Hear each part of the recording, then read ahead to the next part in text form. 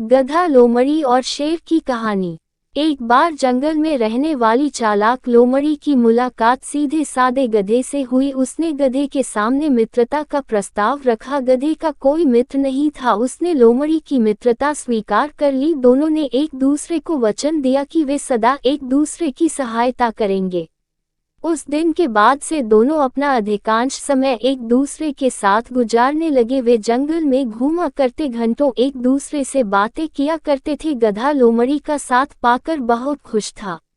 एक दिन दोनों जंगल के तालाब किनारे बातें कर रहे थे, तभी वहां जंगल का राजा शेर पानी पीने आया। उसने जब गधे को देखा तो उसके मुंह में पानी आ गया।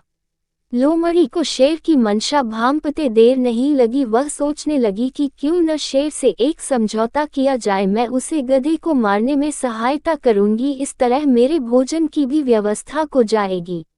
वह शेर के पास गई और मधुर स्वर में बोली, वनराज, यदि आप उस गधे का मांस खाना चाहते हैं तो आपकी सहायता कर सकती हूँ। बस आप मुझे वचन दें कि आप मुझे कोई नुकसान नहीं पहुँचाएंगे और थोड़ा मांस मुझे भी दे देंगे।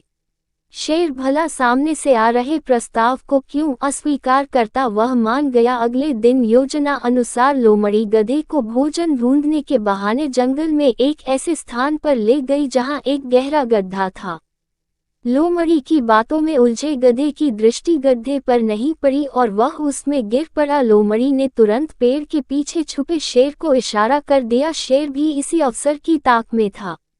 उसने पहले लोमड़ी पर हमला किया और उसे मारकर छककर उसका मांस खाया। बाद में उसने गधे को मारकर उसके मांस की दावत उड़ाई। शिक्षा: मित्र को धोखा देने वाले का परिणाम बुरा होता है।